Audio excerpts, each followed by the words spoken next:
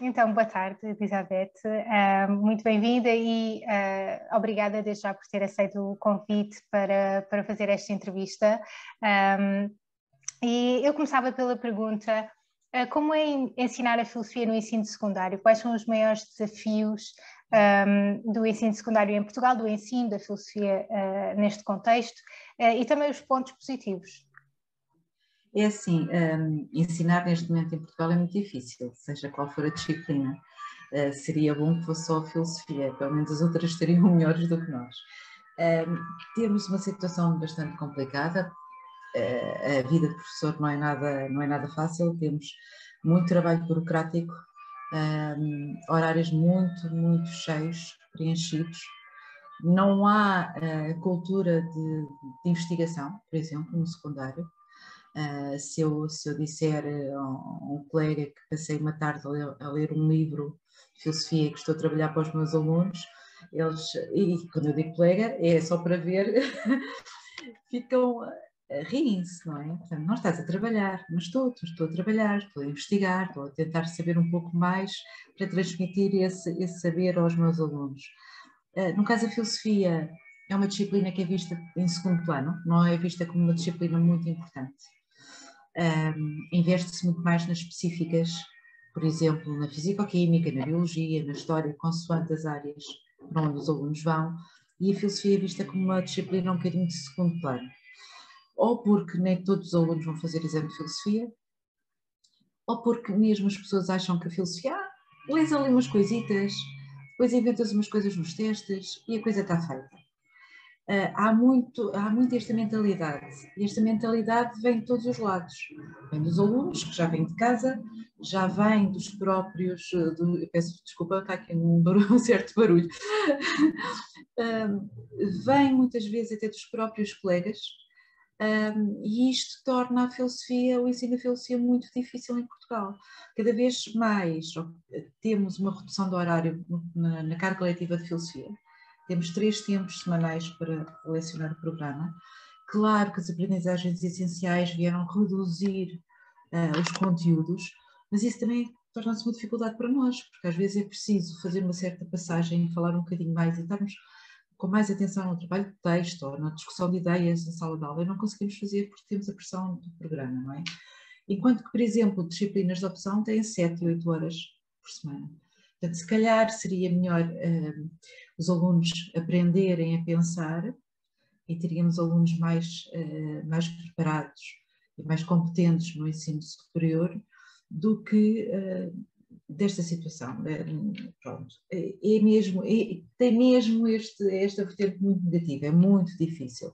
É muito difícil nós estarmos a preparar aulas para 6 ou 7 turmas com 30 alunos. Muito difícil, sobretudo quando é depois a parte, ok, mando fazer um ensaio filosófico, está bem, mas depois vou ter que corrigir com um horário na escola que não me permite ter tempo disponível para fazer todas essas coisas. Mas também há coisas boas, obviamente, e as coisas boas são os miúdos, sem dúvida são os miúdos, são aquelas aulas em que nós temos uma coisa planeada e sai tudo ao contrário. E sai tudo ao contrário porque a conversa levou-nos para o outro lado. E então não temos uma aula de história de filosofia, mas temos uma aula efetivamente de filosofia. E aquelas aulas que nós temos lá, e vamos para casa a pensar nas dúvidas que os miúdos fizeram. E que é muito bom, porque são dúvidas de adolescentes, não é? Já ficou lá no passado há muito tempo a minha adolescência, e de repente vejo como é que eles veem as coisas hoje em dia, e é muito bom. Acho que isso recompensa tudo, como é óbvio. Fantástico. Eu também tive uma entrevista há pouco tempo com uma autora italiana que escreve livros de filosofia para crianças, e ela diz que se surpreende todos os dias com as perguntas que os miúdos fazem. Neste caso ela faz filosofia mesmo com crianças mais pequenas, até 5 Claro. anos, por exemplo, 5, 6 anos, até é engraçado. E é ótimo ver que, pronto, apesar de tudo e das dificuldades, os alunos ainda se interessam um bocadinho, se calhar se... Pois. Sim, o que eu noto é que se nós estivermos a falar de um autor, sei lá, se estiver a expor a teoria de Kant, por exemplo, para eles é extremamente difícil. Estamos a falar de miúdos que não leem. Eles não leem. Portanto, eles passam o dia todo agarrado às redes sociais, ao YouTube, e portanto não leem. Aquilo, ler um texto de Kant para eles é uma coisa de outro mundo. Mas, se nós depois transferirmos aquilo que, por exemplo, que é o imperativo categórico para a vida deles, e pegarmos uma situação que aconteceu, olha, no outro dia tu e a tua namorada se chatearam-se porque não sei o quê, eles percebem que a filosofia afinal não é só uma coisa de livros, é uma coisa que está sempre presente na nossa vida, que é a forma de ver, de estar, e aí eles aderem muito bem, mas depois quando é uma teoria mais, pronto, assim, mais séria, agora vamos já pegar no texto, pronto. É como eu costumo dizer que é partir pedra, nós temos que estar ali, primeira rodada vá lá, termos que vocês não conhecem, como se o professor torna-se um dicionário ambulante, não é? Porque não nos passa pela cabeça o vocabulário que eles deviam de ter no secundário, não têm. E às vezes não conseguem perceber exatamente por isso, porque há ali uma palavra tão simples, que para nós é totalmente banal, mas que eles não conseguem. E depois é tentar desmontar tudo como se fosse ali uma construção de Lego, não é? Vamos lá tirar uma peça a peça, para eles conseguirem. Mas faz. Eles, quando é para a vida deles, eles gostam muito. É fantástico. Pelo menos há esse interesse. E depois, se calhar, também a filosofia deveria, neste caso, dialogar com outros tipos de disciplinas, como, sei lá, a disciplina de português, certo? Para os ensinar a ler e o que é importante no texto, o que é importante realçar no texto, como é que sublinha. Eu lembro-me que uma das primeiras coisas que nós aprendemos em filosofia era sublinhar um texto. E eu que adorava filosofia, eu que estava muito entusiasmada por começar, foi um fracasso, o sublinhance, mas ensinou-me que realmente ler um texto, especialmente um texto filosófico, requer alguma técnica.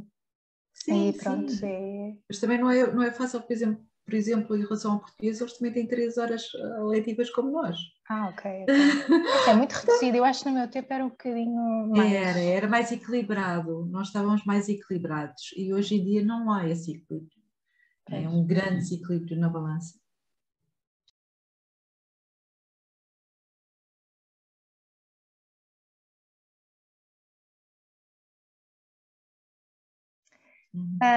Então passamos à segunda pergunta. Quais foram os objetivos que levaram a si e à professora de inglês, portanto, a ter esta iniciativa de ter uma experiência de uma aula de filosofia árabe medieval com os alunos?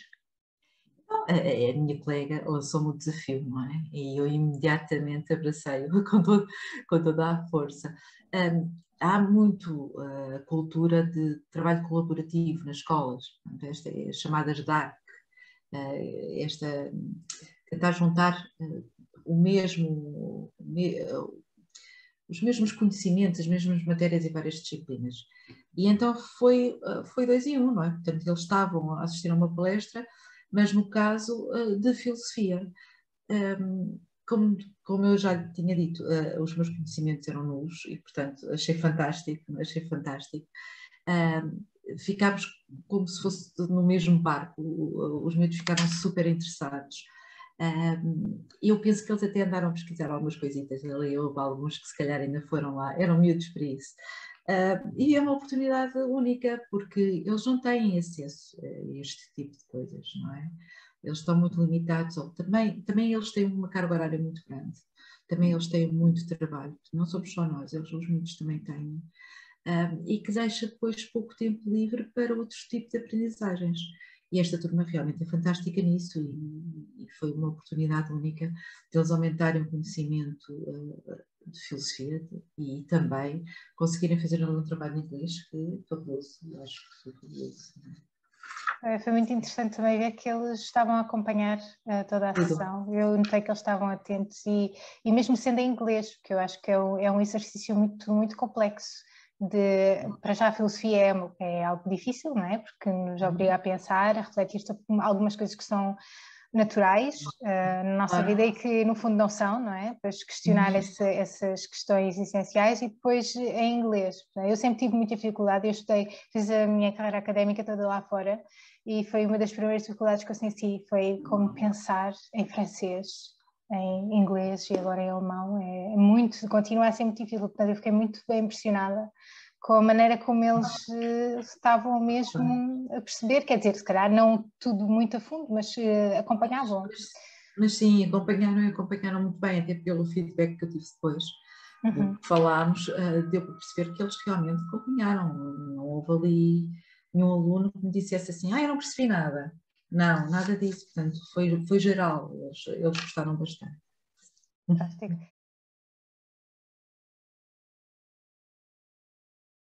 E falando então no resultado da experiência, que impacto é que acha que esta experiência teve nos alunos? Se despertou algum tipo de curiosidade neles sobre o assunto, sobre os autores?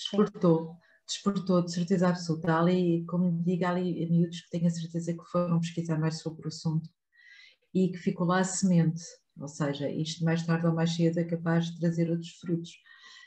Para já foi, e eles são muito honestos, são muito sinceros, quando vão connosco, aquela turma em especial, sabem se comportar onde quer que seja, e portanto, mesmo que eles não tivessem gostado, eles iriam se comportar como deve ser, mas eram honestos o suficiente para chegarem cá fora e dizer, professora Seca, não gostámos, o que não foi o caso, portanto, eles saíram de lá entusiasmados, tivemos a aula a seguir ainda a falar sobre o assunto, e isto mostra que não foi realmente uma perda de tempo para eles, pelo contrário, foi algo bastante interessante e que a semente fica lá.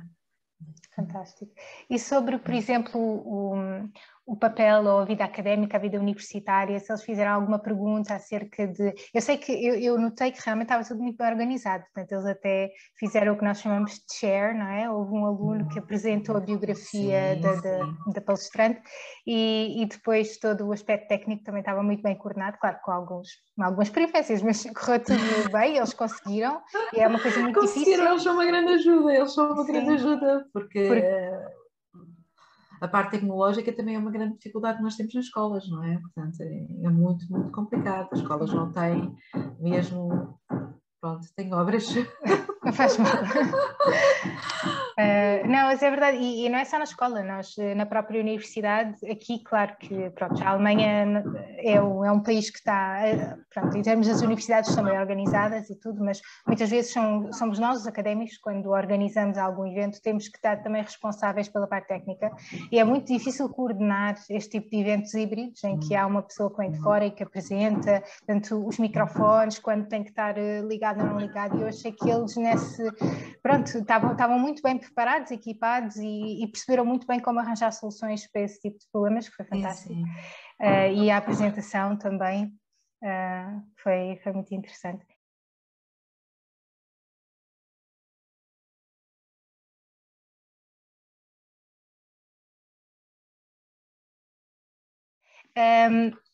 A minha última pergunta é mais sobre então a filosofia árabe medieval em Portugal. Se acha que os alunos estão sensibilizados para este património cultural que nos toca especialmente a Portugal? Já estou a ver que a resposta é um bocadinho negativa. Nada. Talvez haja aqui sei lá, se fosse se calhar uma turma de humanidades, nós estamos a falar de uma turma de ciências, se fosse uma turma de humanidades, poderia haver mais essa sensibilidade por causa da disciplina de História. Mas mesmo assim, a minha experiência com os alunos de Humanidades é que não existe. Não existe. Vamos lá ver. Portugal, se calhar também durante muitas décadas, o poder da sociedade católica abafou um bocadinho aquilo que foi a cultura árabe, sem dúvida. E depois tivemos o 11 de setembro. E o 11 de setembro levou aqui a uma cultura que tudo o que é árabe é mau. Tudo o que é árabe não é positivo.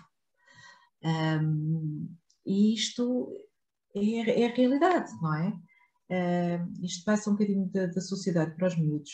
Portanto, eu acho que grande parte deles, se eu fizesse a pergunta, conhecem alguma coisa da filosofia árabe? Eles diriam o quê? Mas há filosofia árabe? Acho que seria logo a primeira pergunta deles.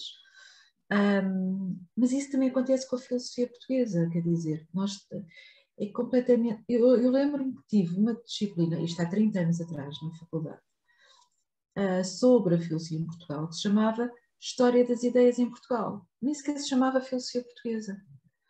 Portanto, eu não sei neste momento como é que estão as coisas na faculdade, mas não me parece que haja também um grande desenvolvimento nessa área. E os miúdos não estão nada sensibilizados para a cultura árabe, acho eu. Nada. Cada vez menos. Antigamente ainda havia assim uma curiosidade natural, então depois do 11 de setembro não há, é como se fosse algo extremamente negativo. As pessoas tendem a confundir as coisas, a política com a cultura, não é? E o passado, como se tivessem de pagar. E infelizmente isso acontece, não é? Mas nós também cá estamos, também faz parte da filosofia abrir um bocadinho essas mentalidades e tentar mudar um bocadinho as coisas e tentar. Só que depois, no nosso caso, professores de filosofia, uma coisa é mudar as mentalidades, isso acho que pelo menos grande parte de nós tenta fazer isso todos os dias. No que diz respeito à cultura árabe, a verdade é que nós próprios não temos conhecimento. Não temos conhecimento. E, portanto, é muito difícil tentar. Ou eu tenho tempo para investigar, ou eu tenho tempo para aprender, para depois passar essa aprendizagem aos meus alunos, ou então realmente não tenho. E acho que grande parte de nós não temos. E é pena. Sim.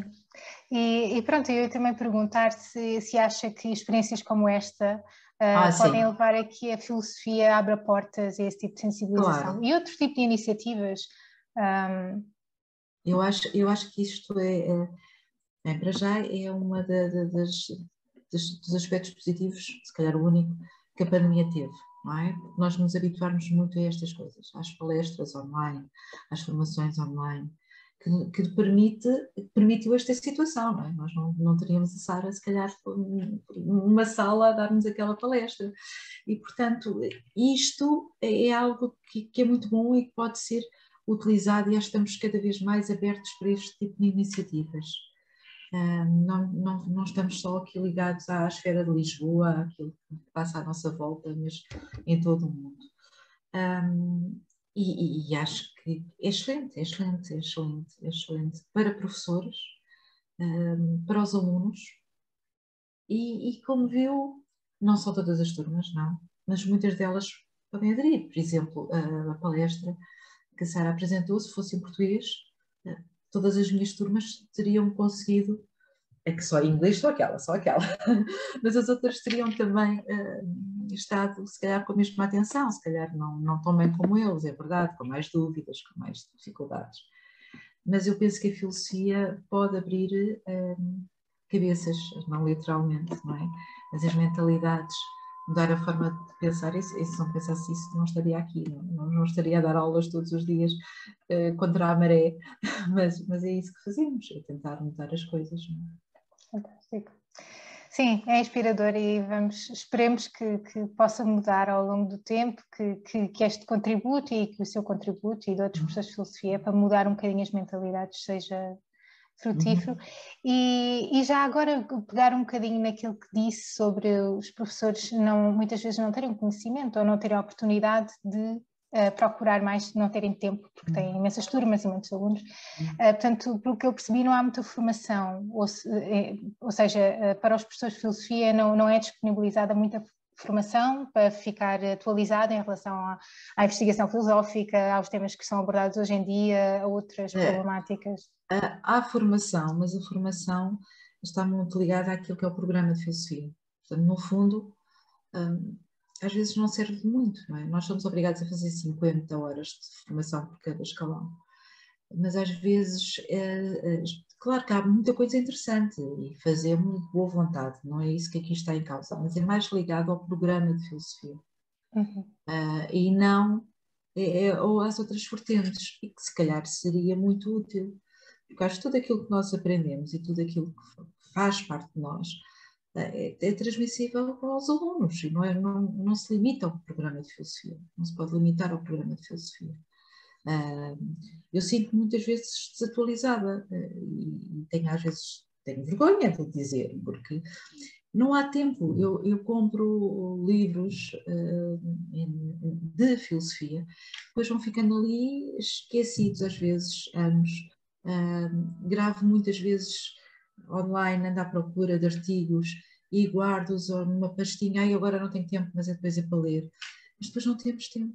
E depois a nossa grande dificuldade é o tempo. O tempo. No outro dia, uma colega universitária que dá aulas viu a minha mancha horária, foi o ano passado, no horário muito subcarregado. E a pergunta que ela fez ao olhar para aquilo foi: mas quando é que tu investigas? Quando é que tu tens tempo para ler? Devia de haver um tempo que não fosse burocrático, que não fosse dedicado só a fazer testes, ou fazer fichas, ou corrigir fichas, ou preencher papéis, mas que nos desse a nós essa capacidade de, agora eu interesso-me por este assunto, agora eu quero ir investigar este assunto. Claro que temos de fazer mestrado ou doutoramento, isso tudo, isso é verdade. Mas também lá vem, depois o tempo não é muito para fazer as coisas como deve ser.